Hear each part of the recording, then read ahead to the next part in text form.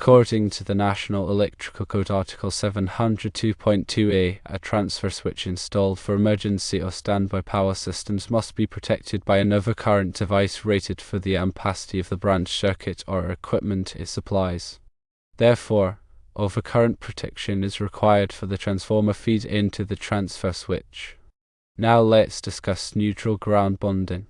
The neutral ground bond should take place inside at the main switch in the switchboard. The transformer is typically grounded at the substation where it is installed. The neutral ground bond should be made at the first point of connection to the building's electrical system. The main switch in the switchboard is the first point where the transformer feed enters the building, making it the correct location for the neutral ground bond. By bonding the neutral and ground at the main switch, any neutral to ground faults that occur within the building can be cleared by the bonding conductor and ground fault protection devices. Overcurrent protection devices, often referred to as OCPD, are crucial components in electrical systems.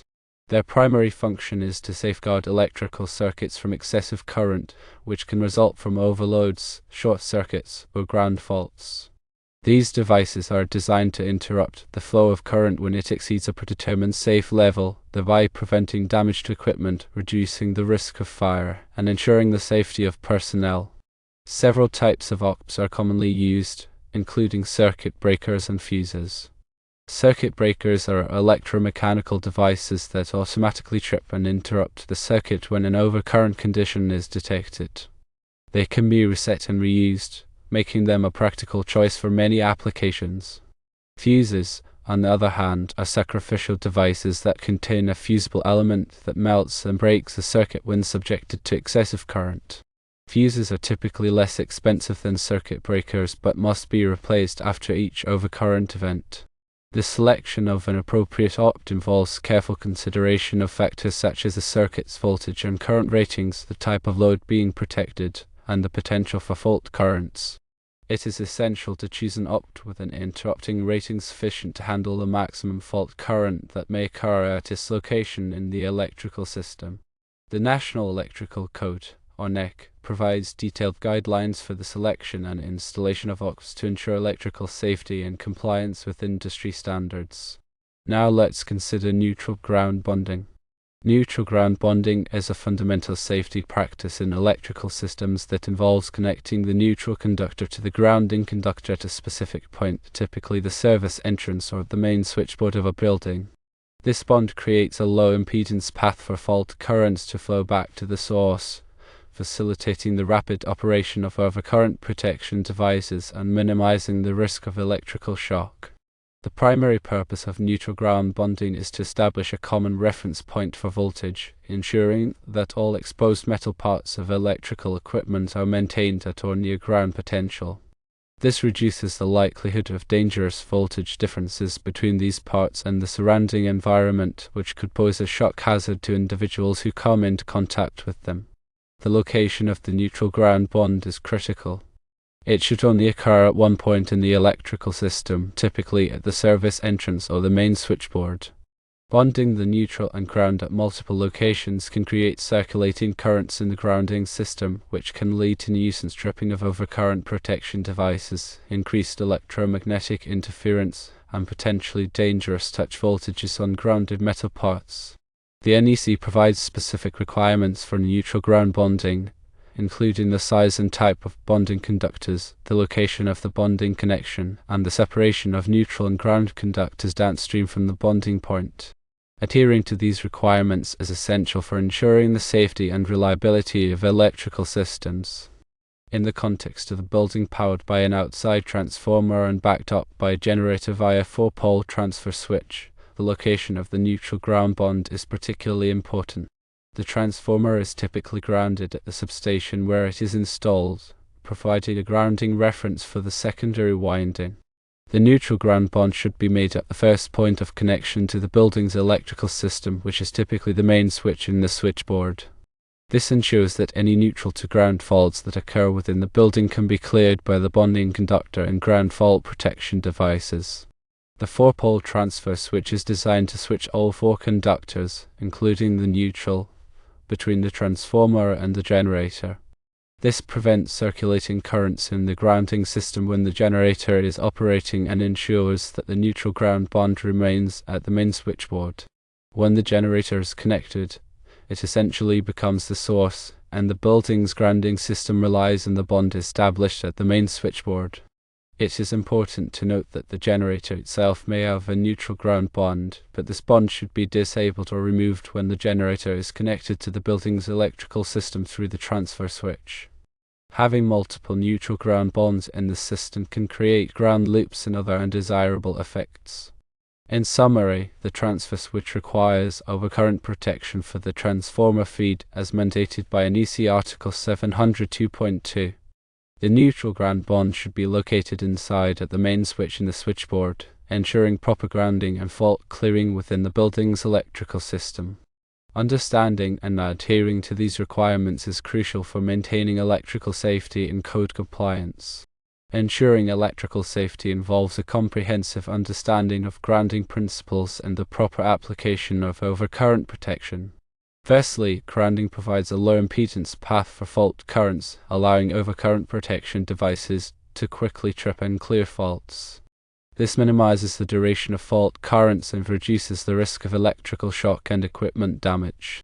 Secondly, overcurrent protection devices, such as circuit breakers and fuses, are designed to interrupt the flow of current when it exceeds a safe level. These devices protect electrical circuits from overloads, short circuits, and ground faults. Thirdly, the National Electrical Code, or NEC, provides detailed guidelines for grounding and overcurrent protection, ensuring that electrical systems are installed and maintained in a safe and reliable manner. These guidelines cover various aspects of electrical systems, including the selection and installation of grounding conductors, the location of neutral ground bonds, and the sizing and coordination of overcurrent protection devices. Understanding these principles and adhering to the NEC requirements is essential for ensuring electrical safety in residential, commercial, and industrial settings. Regular inspections and maintenance of electrical systems can help identify and address potential safety hazards before they lead to accidents or equipment failures. It is also important to educate personnel about electrical safety practices and procedures to minimize the risk of electrical shock and other electrical hazards. Furthermore, the proper coordination of overcurrent protection devices is crucial for ensuring that faults are cleared quickly and effectively. Coordination involves selecting and setting overcurrent protection devices so that the device closest to the fault will trip first, minimizing the extent of the outage and preventing unnecessary damage to equipment. This requires careful consideration of the characteristics of the electrical system, including the impedance of conductors, the ratings of transformers, and the types of loads being served. In addition to grounding and overcurrent protection, other safety measures can be implemented to further enhance electrical safety. These include the use of ground fault circuit interrupters, or GFCIs, in wet locations, such as bathrooms and kitchens to protect against electrical shock, and the installation of surge protection devices, or SPDs, to protect sensitive electronic equipment from voltage surges caused by lightning or other electrical disturbances.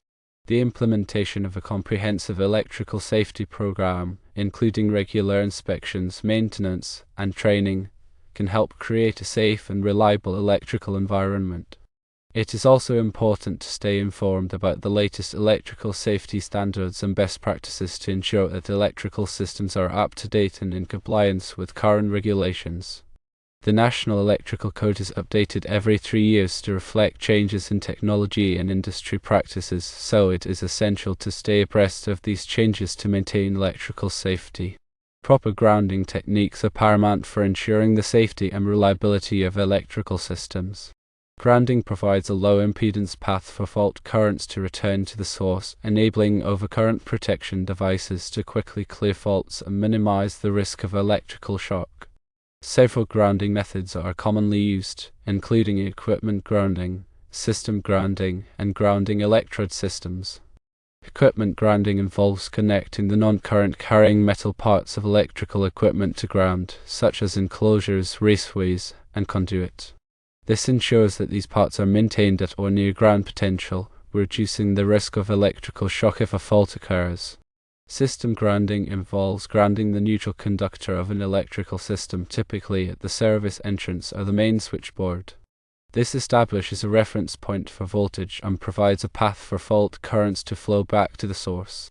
Grounding electrode systems consist of one or more grounding electrodes, such as ground rods, ground plates, or underground metallic water pipes that are used to connect the electrical system to the earth. These electrodes provide a low impedance path for fault currents to dissipate into the earth. The selection of appropriate grounding methods depends on the specific characteristics of the electrical system, including the voltage level, the type of equipment being used, and the soil conditions. The National Electrical Code provides detailed guidelines for grounding, including the size and type of grounding conductors, the location of grounding connections, and the requirements for grounding electrode systems. Adhering to these guidelines is essential for ensuring that electrical systems are properly grounded and that electrical safety is maintained. In addition to proper grounding techniques, regular inspections and testing of grounding systems are necessary to ensure their continued effectiveness. Ground resistance testing can be used to measure the impedance of the grounding electrode system and verify that it is within acceptable limits. Visual inspections can be used to identify any signs of corrosion or damage to grounding conductors or connections. Any deficiencies identified during inspections or testing should be promptly corrected to maintain the integrity of the grounding system. Furthermore, it is important to ensure that all electrical equipment is properly labeled and identified, including grounding connections and grounding conductors. This helps prevent accidental disconnection or misidentification of grounding components, which could compromise electrical safety. The use of color-coded conductors and labels can facilitate the identification of grounding conductors and ensure that they are properly connected.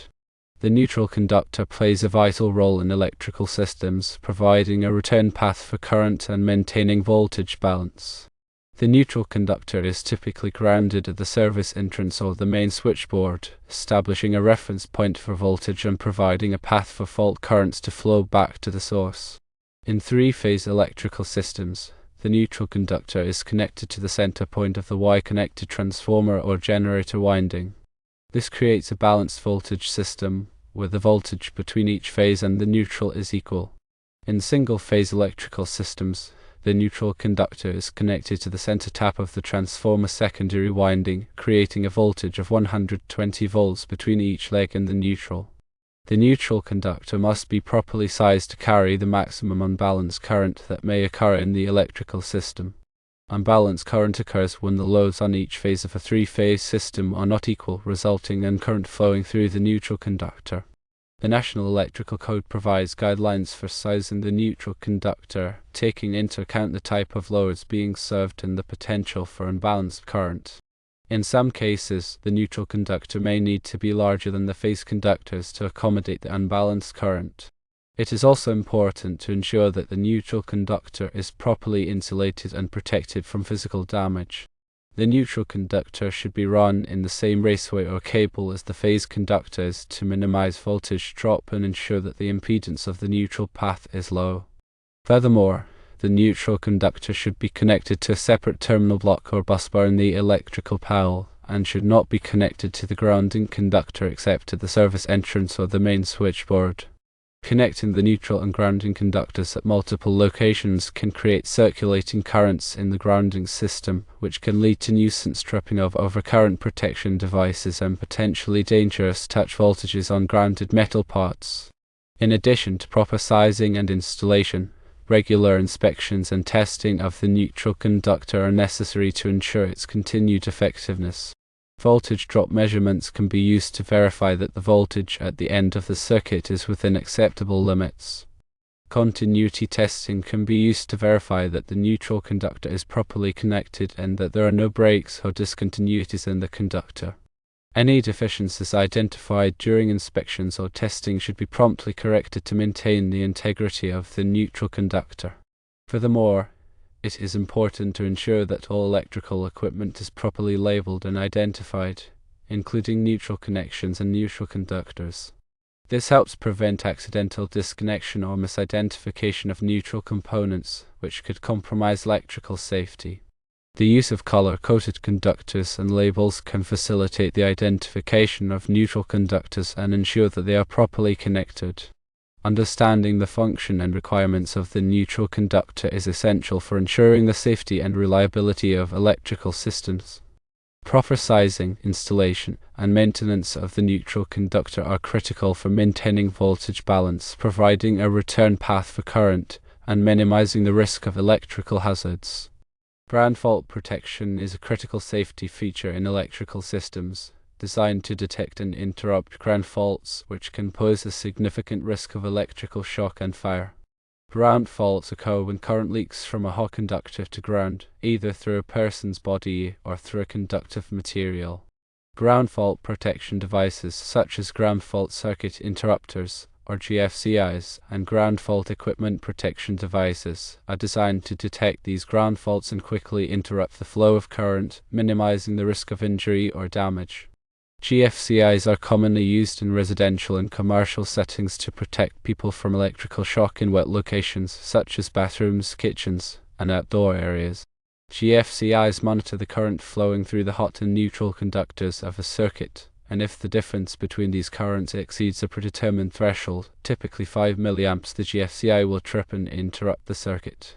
This rapid interruption of current can prevent serious injury or death from electrical shock. Ground fault equipment protection devices are used in industrial and commercial settings to protect equipment from damage caused by ground faults. These devices typically have a higher trip threshold than GFCIs, and are designed to protect equipment from overheating and damage caused by sustained ground fault currents. Ground fault equipment protection devices are commonly used to protect motors, transformers, and other electrical equipment. The National Electrical Code provides detailed guidelines for ground fault protection, including the types of devices required, the locations where they must be installed, and the testing and maintenance procedures that must be followed. Adhering to these guidelines is essential for ensuring that electrical systems are properly protected against ground faults. In addition to proper installation and maintenance, regular testing of ground fault protection devices is necessary to ensure their continued effectiveness. GFCIs should be tested monthly by pressing the test button on the device.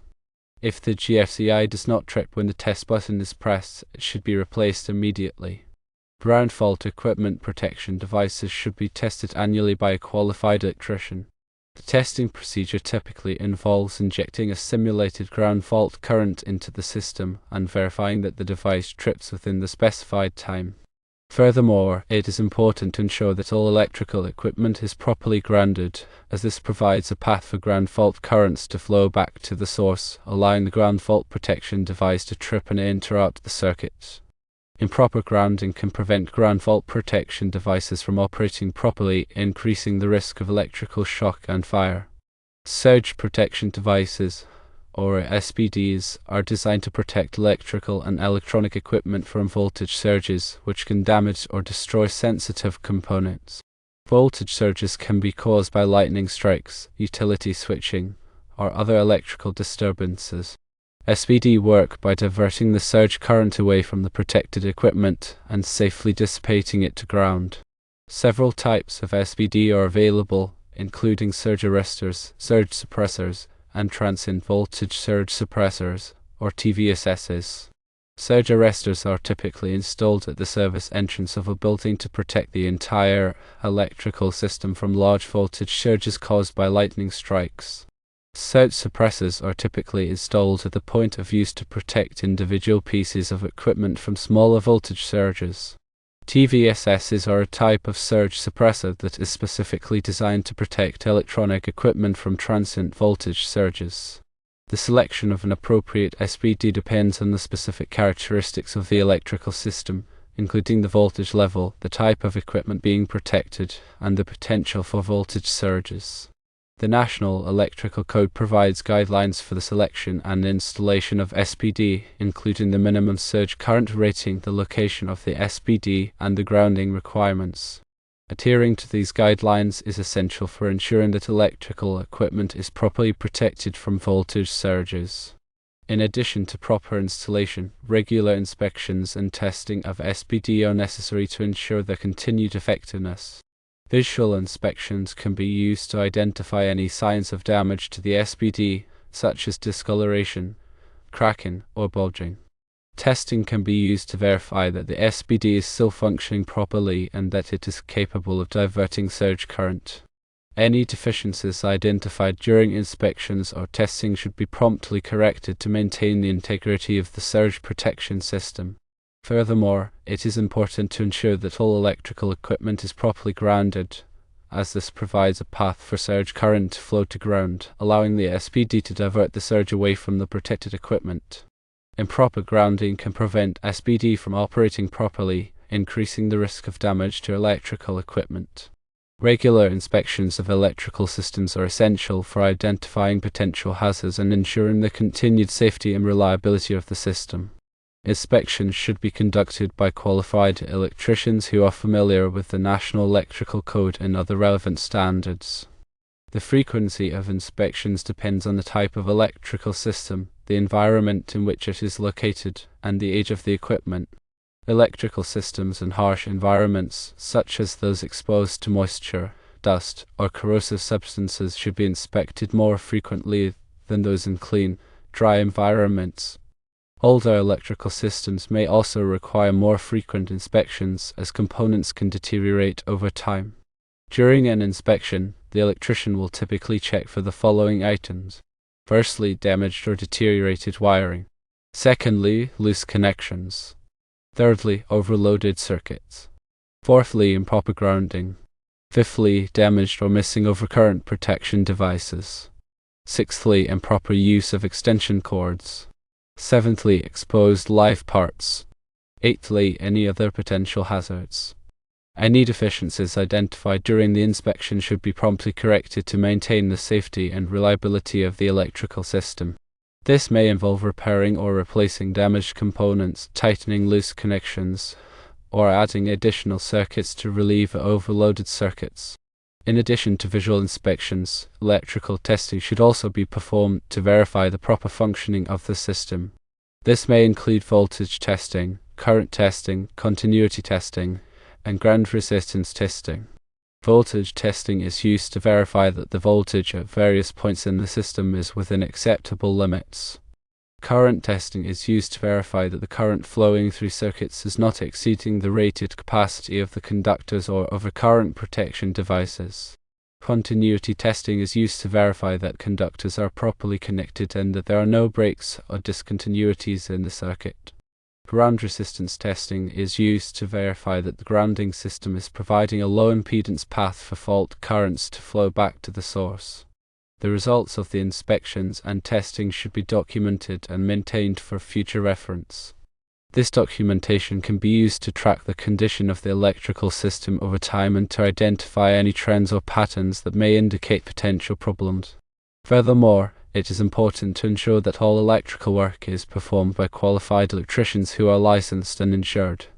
This helps ensure that the work is performed safely and in accordance with the National Electrical Code and other relevant standards.